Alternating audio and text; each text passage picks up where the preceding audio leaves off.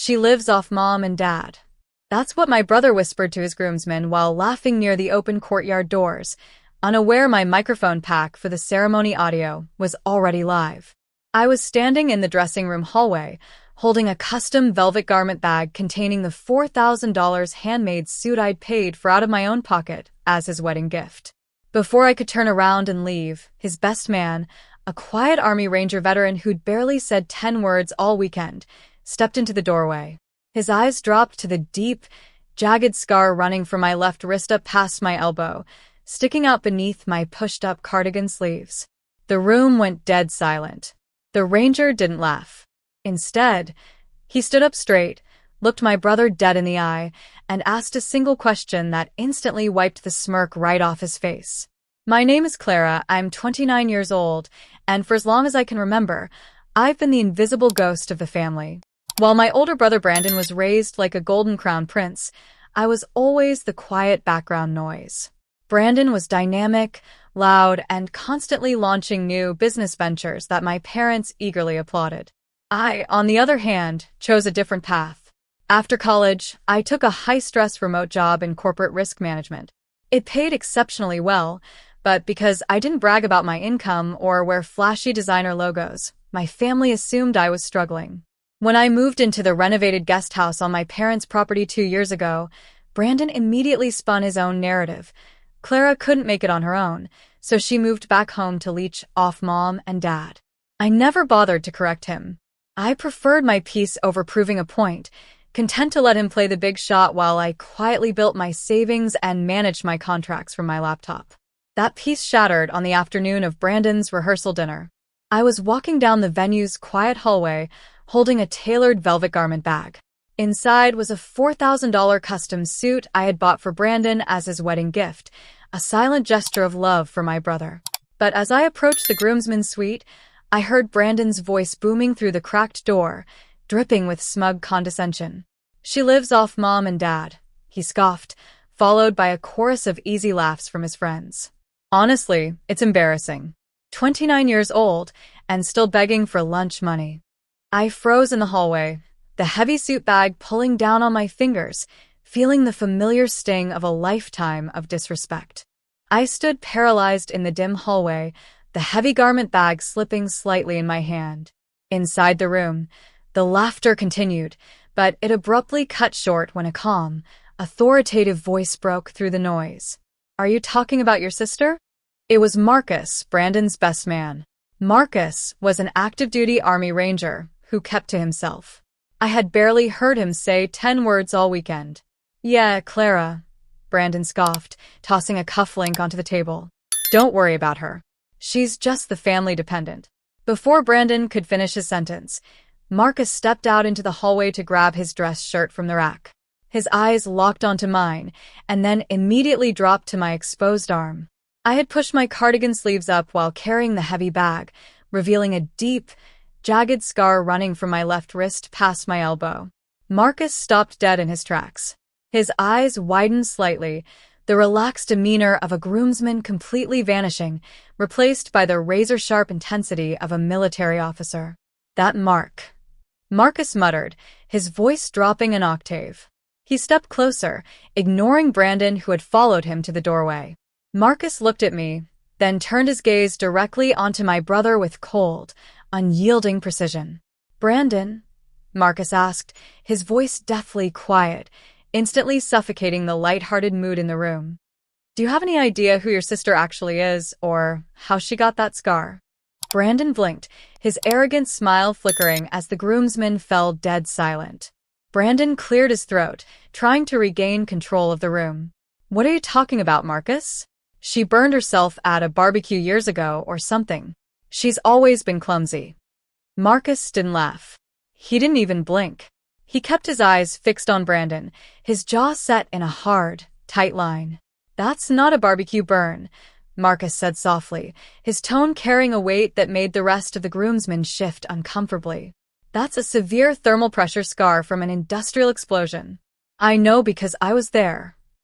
A heavy silence descended over the room. What Brandon had never bothered to learn, what my entire family had ignored, was what I actually did for a living. 3 years ago, While working as a senior risk analyst for a major infrastructure firm, a catastrophic boiler failure trapped 6 technicians inside a collapsing facility. I wasn't supposed to be near the hot zone, but I was the only one on site certified in emergency manual overrides.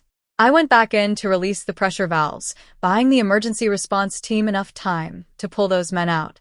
One of those men was Marcus's younger brother, a specialist in the same unit. I took the blast force when the line blew, earning the jagged mark on my arm and 3 months in intensive care. I never bragged about it. I never posted it on social media. When I moved into the guest house 2 years ago, it wasn't because I was broke. It was because my parents were secretly facing foreclosure after Brandon's first failed restaurant venture nearly bankrupted them. I had bought the entire property through a private trust, paid off their debts, and let them live there completely rent-free while covering their medical expenses. I let Brandon think I was the struggling one, just to keep peace in the family. Now, Marcus looked at Brandon like he was something small and pathetic. "Your sister saved my brother's life," Marcus said quietly. "And you treat her like a joke." The tension in the hallway was thick enough to cut with a knife, but Brandon just forced a nervous laugh and brushed past Marcus. "Whatever, man. Look, ceremony's in an hour. Let's just focus on the wedding." He didn't apologize. He didn't even look me in the eye. He took the expensive garment bag from my hand without a single word of thanks and closed the door. An hour later, the rehearsal dinner was in full swing at an upscale country club. The room was packed with my parents, our extended family, and the bride's incredibly wealthy in-laws. Brandon was in his element, holding court at the head table, sipping scotch, and acting like the self-made tycoon he so desperately wanted everyone to believe he was. Then came the toasts. Brandon took the microphone first to thank everyone. But instead of keeping it gracious, his eyes drifted over to where I was sitting quietly near the back of the room. He gave a slick, polished smile into the microphone. "I also want to give a special shout-out to my little sister, Clara," Brandon announced, his voice echoing through the speaker system. The crowd clapped politely. "She's been living back at home with Mom and Dad lately, trying to figure things out. We're all really hoping this is the year she finally finds a real career path and gets on her feet. We're all pulling for you, sweetie." A few distant relatives gave me pitying looks. My parents just smiled softly, nodding along as if Brandon was being a supportive older brother. The bride's father, a major venture capitalist, gave a subtle, disapproving shake of his head toward my table. I felt the blood rush to my face, the familiar humiliation burning in my chest. Brandon had constructed this fake narrative to make himself look like the successful hero, lifting up his struggling sister. Then, Marcus stood up. He didn't look at Brandon. He adjusted his jacket, took the microphone, and walked slowly toward the center of the room. The entire hall quieted down under the commanding presence of an army ranger. "I had a speech prepared about Brandon," Marcus began, his deep voice carrying through the quiet room. "About friendship, success, and what it means to be a leader. But sitting here tonight listening to people talk about success, I think we need to redefine what that word actually means." The room was dead silent. Every eye was locked on Marcus, whose voice was steady, calm, and filled with an undeniable authority. "Real success," Marcus continued into the microphone, "isn't about wearing a custom suit you didn't pay for. It's not about bragging in front of a crowd to make yourself feel big. Real strength is silent. It's making sacrifices when no one is watching, protecting the people you love, and standing tall when everything around you is burning down." He paused, his eyes cutting across the room and landing directly on me. "Tonight, I want to toast to the most successful person in this room," Marcus said clearly. "To Clara. A woman who risked her life to save my brother's unit in an industrial disaster, and a woman who has been quietly funding this entire family while letting others take the credit." Gasps rippled through the dining hall. My mother's fork clattered against her plate. My father sat frozen, his mouth half open. The bride's father sat up straight, his sharp eyes darting between Marcus, Brandon, and me. Brandon's face went completely pale. His knuckles turned white as he gripped the edge of the table. "Marcus, stop," he snapped under his breath, trying to laugh it off. "You've had too much to drink, man." "I haven't had a drop," Marcus replied, handing the microphone back to the coordinator. The moment the toast ended, The room exploded into hushed, furious whispers. Brandon practically sprinted off the head table stage, marching toward me in the side hallway near the patio, his face red with rage. My parents rushed behind him, looking utterly bewildered. What the hell was that? Brandon spat, his voice trembling with anger. Did you pay him to say that? Are you trying to ruin my wedding weekend? I didn't pay anyone anything, Brandon, I said calmly. You're lying, he yelled. You live in Mom and Dad's guest house. You don't have a real job. Stop trying to play the hero. I didn't raise my voice. I didn't cry. Instead, I unzipped my leather portfolio bag. Earlier that afternoon, I had met with a mobile notary regarding property tax assessments for the land. I pulled out the official, stamped property deeds, along with the corporate trust filings, and held them out in the dim light of the hallway. Read them, I said quietly. My father was the one who reached out and took the papers. His hands began to shake as his eyes scanned the legal documents. Clara, he whispered, his voice cracking. This says you bought the house 2 years ago, during the foreclosure notice. What? Brandon snatched the papers from Dad's hands.